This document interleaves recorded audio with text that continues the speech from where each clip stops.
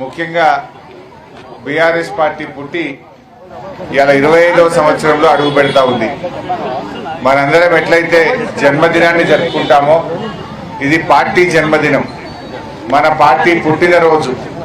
ఇలా BRS party అంటే తెలంగాణ బానిస సంఖ్యలు తెంపి మనకు స్వేచ్ఛ స్వాతంత్రాన్ని సంపాదించిన పార్టీ బీఆర్ఎస్ పార్టీ. ఇలా సమైక్య పాలకుల చేతి కింద నలిగిపోతున్న ఈ తెలంగాణను మరి స్వాతంత్రం తెచ్చి విముక్తి కల్పించి అభివృద్ధి బాటలో నడిపిన పార్టీ మన బీఆర్ఎస్ పార్టీ.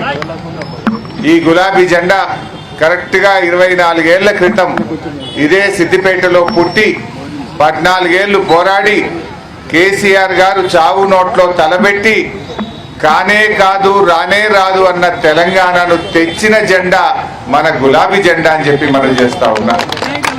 నిజంగా ఇవాళ బీఆర్ఎస్ పార్టీ అంటే తెలంగాణకు స్వాతంత్రం తెచ్చిన పార్టీ. బీఆర్ఎస్ పార్టీ అంటే ఇవాళ తెలంగాణ రాష్ట్రాన్ని సాధించడమే కాదు, తెలంగాణ సంస్కృతి సాంప్రదాయాలను పరిరక్షించిన పార్టీ మన బీఆర్ఎస్ పార్టీ. మన బీఆర్ఎస్ పార్టీ తెలంగాణను అభివృద్ధి పథంలో నడిపి దేశానికి దిక్సూచిగా నిలిపిన పార్టీ మన బీఆర్ఎస్ పార్టీ. అంటే బీఆర్ఎస్ లేకుండా, గులాబీ జెండా లేకుండా తెలంగాణ రాష్ట్రాన్ని ఊహించలేము, ఈ అభివృద్ధిని కూడా మనం ఊహించలేము. రాష్ట్రం సాధించింది, అభివృద్ధి పథంలో నడిపింది ఇవాళ బీఆర్ఎస్ పార్టీ. అందువల్ల బీఆర్ఎస్ అంటే తెలంగాణ ప్రజలకు ఒక ఆత్మగౌరవ ప్రతీక. తెలంగాణ ప్రజల గౌరవాన్ని ఆకాశాన్నంత ఎత్తున నిలిపిన పార్టీ. తెలంగాణ ఆత్మగౌరవాన్ని ప్రపంచం మొత్తం చాటి చెప్పిన జెండా ఈ గులాబీ జెండా. అందువల్ల ఈ గులాబీ జెండా పండగ ఇవాళ మన గులాబీ జెండా పుట్టినరోజును రాష్ట్ర వ్యాప్తంగా కూడా చాలా ఘనంగా జరుపుకుంటా ఉన్నారు. రాష్ట్ర ప్రజలందరికీ కూడా ఈ సందర్భంగా నేను బీఆర్ఎస్ పార్టీ కుటుంబ సభ్యులకు, తెలంగాణ ఉద్యమకారులకు, బీఆర్ఎస్ అభిమానులకు అందరికీ కూడా నేను హృదయపూర్వకంగా ఇవాళ బీఆర్ఎస్ పుట్టినరోజు శుభాకాంక్షలు తెలియజేస్తా ఉన్నా. మన బీఆర్ఎస్ పార్టీ ఆనాడు ఉద్యమ పార్టీగా ఉన్నా, అధికారంలో ఉన్నా, ప్రతిపక్షంలో ఉన్నా మనదెప్పుడూ ప్రజల పక్షమే.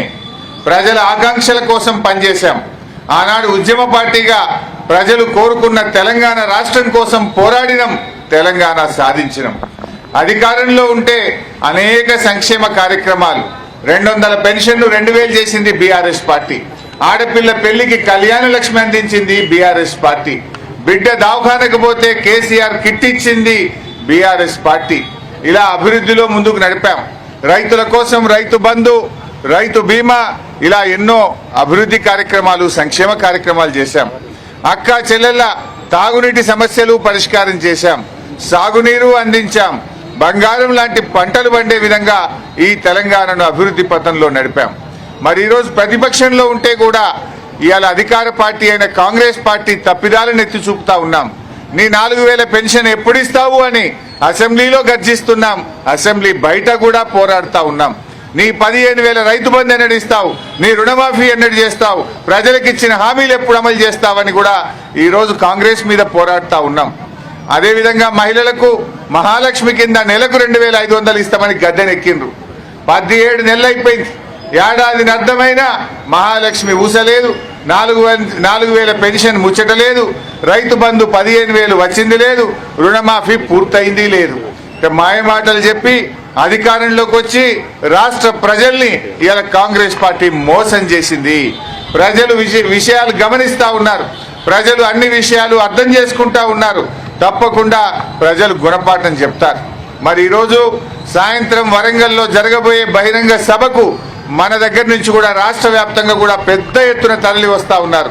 పాదయాత్రల్లో కానీ, ఎడ్ల బండ్ల మీద, ట్రాక్టర్ల మీద, డీసీఎంల్లో, బస్సుల్లో ఎవరికి తోచిన విధంగా వాళ్ళు కేసీఆర్ గారి మాట వినాలి, ఈ సభను విజయవంతం చేయాలి, ఈ కాంగ్రెస్ మోసాలను ఎండగట్టాలని చెప్పి ఇవాళ స్వచ్ఛందంగా కదలి వస్తూ ఉన్నారు. మరి ఈరోజు రాష్ట్ర వ్యాప్తంగా కూడా గ్రామ గ్రామాన ప్రతి వార్డులో కూడా జెండాలు ఎగరేసుకుంటా ఉన్నారు. ఈ జెండాలు ఎగరేసి అందరూ కూడా చలో వరంగల్కు సమాయత్తం అవుతున్నారు. మరి ఈ సభ తప్పకుండా విజయవంతం అవుతుంది. మరి మన సిద్దిపేటలో కూడా మీరు చూస్తున్నారు ఏం జరుగుతుందో. కాంగ్రెస్ వచ్చినాక మన పిల్లల కోసం చదువుల కోసం పెట్టిన వెటర్నరీ కాలేజీని సిద్దిపేట నుంచి కొడంగల్కి ఎత్తుకుపోయింది. మన శిల్పారామం పనులు అక్కడే ఆగిపోయినాయి. మన రంగనాయక్ సాగర్లో పనులు అట్లనే పిల్లర్లు గాలిలో వేలాడుతూ ఉన్నాయి, పనులు ఆగిపోయిన పరిస్థితి ఉన్నది. ఏ ఒక్క పని కూడా ఎస్సీ గురుకుల పాఠశాలకు 30 కోట్లతో భవనం శాంక్షన్ చేస్తే దాన్ని కూడా సిద్దిపేటలో క్యాన్సిల్ చేసి ఎత్తుకపోయింది. రోడ్ల పనులు ఆగిపోయినాయి. అంటే ఇవాళ సిద్దిపేట మీద పగబట్టినట్టు చేస్తున్నారు. కొత్తగా శాంక్షన్ వచ్చింది లేదు, చేసిన పనులు కూడా అడ్డుపడతా ఉన్నారు. ఇవాళ సిద్దిపేట అంటే ఓర్వలేని పరిస్థితి ఉంది. మంచిది బిడ్డ, మళ్ళీ వచ్చేది బీఆర్ఎస్ గవర్నమెంటే. తప్పకుండా ఇంతకు రెట్టింపుగా మళ్ళీ అభివృద్ధిలో ముందుకు తీసుకొని పోతాం. మీరు ఆపినా ఆగదు, మీరేం శాశ్వతం కాదు. మీరు ఏడాది అర్థంలే పాలేందో నీళ్ళేందో తెలిసిపోయింది. ప్రజలు మళ్ళీ కేసీఆర్ రావాలి, బీఆర్ఎస్ కావాలి అని చెప్పి ఇవాళ రాష్ట్ర ప్రజలందరూ కూడా ఎదురు చూస్తున్న పరిస్థితి ఉన్నది. ఇవాళ రాష్ట్రంలో అభివృద్ధి కుంటుపడ్డది, ఆదాయం మందగించింది, ప్రజల ప్రమాణాలు తగ్గుతూ ఉన్నాయి. ప్రజలు కూడా చాలా ఇబ్బంది పడతా ఉన్నారు. వ్యాపారాలు నడుస్తలేవు, దుకాణాలు నడుస్తలేవు, బిజినెస్ నడుస్తలేదు. ఎక్కడ చూసినా అంతా ఆగమాగం ఉన్నది. ఈ కాంగ్రెస్ ప్రభుత్వం చూస్తే వాళ్ళ శృతిలేని సంసారం. కాంగ్రెస్ ప్రభుత్వంలో మంత్రుల మధ్య సఖ్యత లేదు, ఎమ్మెల్యేల మధ్య సఖ్యత లేదు, హైకమాండ్కు రాష్ట్ర నాయకత్వానికి సఖ్యత లేదు.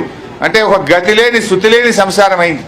అంటే ఎప్పుడైనా మనం ఈ ఊర్లలో మాట్లాడుకుంటాం, శృతిలేని సంసారము నడుస్తుందా? ఎంత ఇబ్బంది అవుతుంది. ఒక మాట మీద నడవాలి సంసారం అంటే, ఇల్లు అంటే. కానీ ఇలా కాంగ్రెస్ ప్రభుత్వం శృతిలేని సంసారం లెక్క తయారైపోయింది.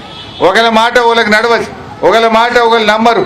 హైకమాండ్కు వీళ్ళకు బాగలేదు, క్యాబినెట్లో ఉన్న మంత్రుల మధ్య సఖ్యత లేదు. అంతా ఆగమాగం తయారు చేసి ఇవాళ రాష్ట్రాన్ని అధోగతి పాలు చేస్తూ ఉన్నది కాంగ్రెస్ ప్రభుత్వం.